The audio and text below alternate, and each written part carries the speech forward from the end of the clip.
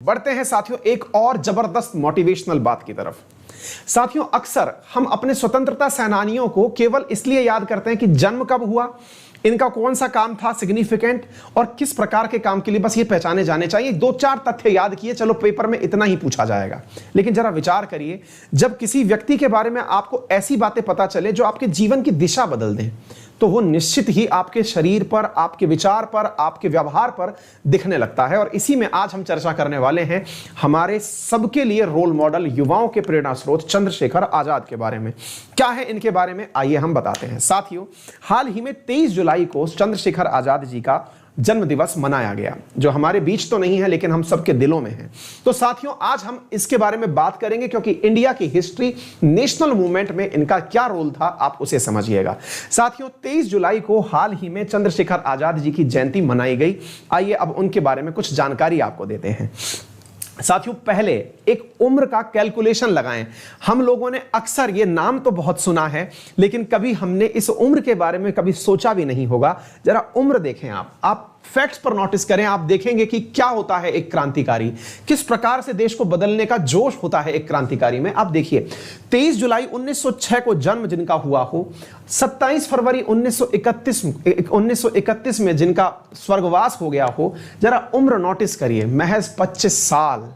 महज 25 साल की उम्र में चंद्रशेखर आजाद इतनी जिंदगी जी गए। कहते हैं, एक बहुत बड़ी लाइन है जो आप इन क्रांतिकारियों से सीख सकते हैं कि जिंदगी बड़ी नहीं होनी चाहिए, लंबी नहीं होनी चाहिए, बड़ी होनी चाहिए। मतलब आप अपने दिन मत बढ़ाइए कि हम 100 साल के होके मरे, आप एक दिन ऐसे जीजिए कि आने वाले कई साल आपको याद रखें। वो इस चीज के प्रमाण हैं। तो चंद्रशेखर आजाद, जिन्होंने महज 25 साल भी अपनी उम्र के पूरे नहीं किए, आज हम सबके बीच में किस प्रकार से जिंदा हैं, अब आप उनके बारे में चर्चा करिए। साथियों, बात है 1906 के चंद्रशेखर आजाद की और गांधी जी से प्रभावित होने की। वर्ष 1920 में चल रहा था नॉन कॉपरेशन मूवमेंट। जरा कैलकुलेट करते चलिए उम्र को। 1906 में जो बालक पैदा हुआ मध्य प्रदेश के अंदर, 1906 में पैदा हुआ बालक मात्र 15 साल की एज में, यानी 14 साल से 15 साल के बीच में ही था, और उसे यह समझ में आ चुका था कि असहयोग क्या होता है, यानी कि राष्ट्रभाव। हम में से कई आज तक ये सोचते हैं, जब हम बड़ी बड़ी उम्र लेकर के चले जा रहे हैं, हम ये सोचते हैं कि देश के लिए क्या करना कोई और ही कर लेगा। वहीं पर ये विचार क्या रखते हैं कि 15 साल की उम्र में असहयोग आंदोलन के अंदर एक बहुत बड़े एक्टिविस्ट के रूप में शामिल हो जाते हैं। साथियों, शामिल होते हैं, पुलिस इन्हें गिरफ्तार करती है। साथियों, जब पुलिस गिरफ्तार करती है, कोर्ट में इन्हें जब पेश किया जाता है, आप नोटिस करिए, मतलब इन्हें जब नॉन कॉपरेशन मूवमेंट में 15 साल की उम्र में गिरफ्तार करके पुलिस के सामने मजिस्ट्रेट के सामने पेश किया जाता है, तो समझ देखिए देश की आजादी की कितनी जबरदस्त समझ थी इनके अंदर। आप नोटिस करिए, तो उनसे पूछा गया, अपना नाम बताइए क्या है। तो साथियों, इन्होंने अपना नाम बताया, मेरा नाम है आजाद। विचार करिए, 15 साल का एक बालक क्या बोल रहा है, मेरा नाम है आजाद। मतलब आजाद का मतलब क्या होता है, फ्री होना। फिर पूछा गया, अपने फादर का नाम बताइए, तो इन्होंने कहा, मेरे फादर का नाम है स्वतंत्र, यानी इंडिपेंडेंट अगेन आजाद। क्लियर। इनसे पूछा गया, कहां के रहने वाले हो, तो इन्होंने कहा, मैं जेल का रहने वाला हूं। मेरा घर कहां है, मेरा घर जेल है। मजिस्ट्रेट, तुम क्या कर पाओगे, मुझे मारोगे, मार लो, मैं आजाद हूं, मैं स्वतंत्र हूं, मैं स्वतंत्र का बेटा आजाद हूं, और मेरा घर जो है वो जेल है। ये वो चीज है साथियों जो आपके रुएं खड़ी कर सकती है, आपको बता सकती है। हम लोग सोचते हैं कि हम अभी इस लायक नहीं हुए कि कुछ बड़ा कर पाए। आप सोचिए, इतनी बड़ी ताकत के सामने, जो ब्रिटेन जैसी ऐसी ताकत जो उस समय जिसका परचम लहरता था, उसको एक छोटे से बालक ने इतना चैलेंज कर दिया और अपना नाम अमर करा गया, कह करके कि मेरा नाम चंद्रशेखर आजाद है। तो साथियों, चंद्रशेखर आजाद, जिन्हें बाद में चंद्रशेखर आजाद के नाम से ही, आजाद के नाम से ही जाना गया, ये वो रिवोल्यूशनरी है जिन्होंने अपने द्वारा हिंदुस्तान रिपब्लिक एसोसिएशन का निर्माण किया, जो बाद में हिंदुस्तान सोशलिस्ट रिपब्लिक आर्मी के नाम से जाना गया।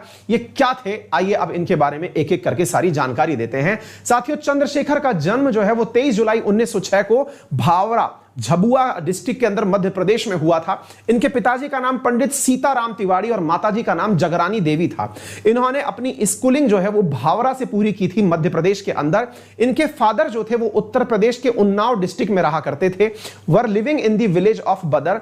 यहां पर बहुत जबरदस्त जब फेमाइन पड़ी थी, तो यहां पर मतलब इन्होंने अपने लोगों की मदद से मिलकर के, गांव वालों की मदद से मिलकर के भुखमरी से निपटने के लिए लोगों की बहुत मदद की थी। साथियों, ये अपने इस कार्य कार्यकाल के दौरान हिंदुस्तान रिपब्लिक एसोसिएशन के लोगों से मिलना शुरू किए। जरा अब इनका थोड़ा सा वो इतिहास पढ़ते हैं जो कि पेपर के पॉइंट ऑफ व्यू से बेहद बहुत महत्वपूर्ण है। आप जरा इसे देखिए साथियों, जब ये नॉन कॉपरेशन मूवमेंट को पाते हैं कि गांधी जी ने नॉन कॉपरेशन मूवमेंट को रोक दिया है, तो उस समय इन्होंने, आजाद ने हिंदुस्तान रिपब्लिक एसोसिएशन को ज्वाइन किया। HRA को 1922 में ज्वाइन किया। HRA एक रिवॉल्यूशनरी संगठन था भारत के अंदर, जो 1924 में ईस्ट बंगाल के अंदर सचिंद्रनाथ सान्याल, नरेंद्र मोहन सेन और प्रतुल गांगुली के द्वारा अनुशीलन समिति के तत्वाधान में बनाया गया था, जिसके सदस्य भगत सिंह, चंद्रशेखर आजाद, सुखदेव, राम प्रसाद बिस्मिल, रोशन सिंह, अशफाकुल्ला खान और राजेंद्र लाहिड़ी थे।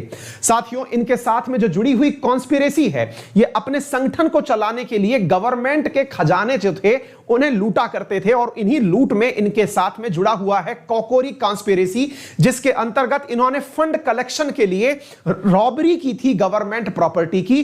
काकोरी जो है, जो लखनऊ के पास एक रेलवे स्टेशन है, इसको हिंदुस्तान रिपब्लिक एसोसिएशन के जो सदस्य हैं इन्होंने लूट लिया था, खजाने को लूट लिया था।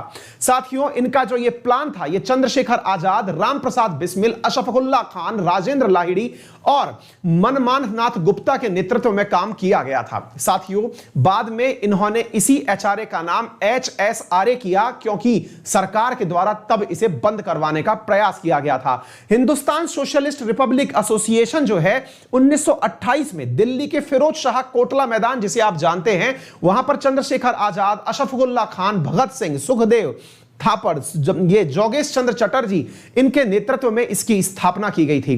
साथियों, इन्होंने, अब क्या हुआ अगर आपको मालूम हो तो, साइमन भारत में आया था 1919 में, जो हमारे यहां एक्ट आए थे, उस 1919 के एक्ट के बारे में तथ्य एकत्रित करने के लिए साइमन कमीशन आया था। तो साइमन कमीशन का विरोध कर रहे थे Lala Lajpat Rai. Simon go back के नारे लगा रहे थे, तो उनके ऊपर लाठीचार्ज हुआ, और लाठीचार्ज होने से लाला लाजपत राय नहीं बचे। उनकी मौत का बदला लेने के लिए सैंडर्स की हत्या का प्लान किया गया। किसके द्वारा साथियों?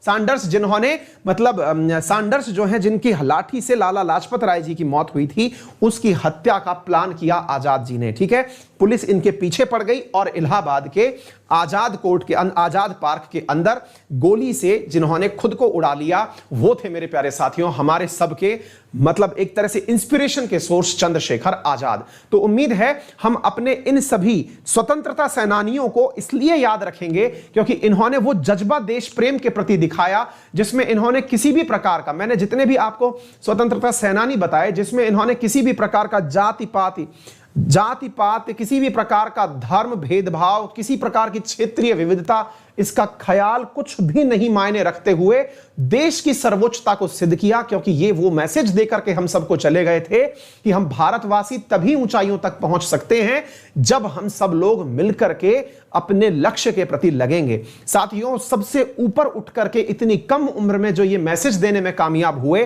कि हम सांप्रदायिक सौहार्द से, हम जाति पाति के बंधन से मुक्त होकर के हम अपने देश की तरक्की के लिए जिस प्रकार से संगठित होकर जी सकते हैं, ये एक अपने आप में मिसाल है। ठीक है बेटा, चलिए, तो उम्मीद है कि आप सभी लोग भी अपने साथ में इन मैसेज को जरूर लेकर के चाहेंगे। कहते हैं कि जो खून, मतलब वही है ना कि if your blood does not raise, यदि आपका आग, मतलब खून जो है वो उबाल नहीं भरता तो वो पानी है, वो खून नहीं, वो पानी है, और अगर देश के काम ना आए तो वो व्यर्थ जवानी है। ऐसा इनका डायलॉग हुआ करता था। इलाहाबाद में इनके नाम पर आज भी आजाद पार्क है, जहां पर किसी, मतलब मुखबरी की खबर के कारण इनकी पुलिस मुठभेड़ के अंदर इन्होंने खुद को गोली से उड़ा लिया था। पेड बैच पढ़ना तो आपका स्वागत है। मेरा रेफरल कोड है अंकित10, जिसका उपयोग करके आप एसएससी कैटेगरी के अंदर 10% इमीडिएट डिस्काउंट प्राप्त करिए और स्ट्रेटेजी के डिटेल में पढ़िए।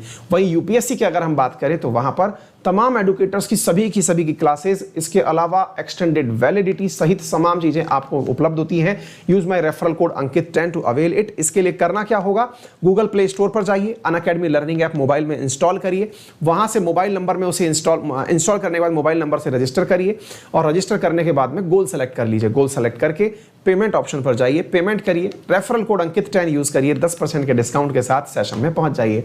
यह है मेरा टेलीग्राम चैनल, जिस पर आप पहुंच करके मेरी क्लासेस को एक्सेस कर सकते हैं। फिलहाल के लिए इतना ही। अपना ख्याल रखें, बड़ों का सम्मान करें, छोटों को प्यार दें और अपना व्यक्तित्व इस प्रकार से विकसित करें कि महिलाएं आपके साथ सुरक्षित महसूस करें।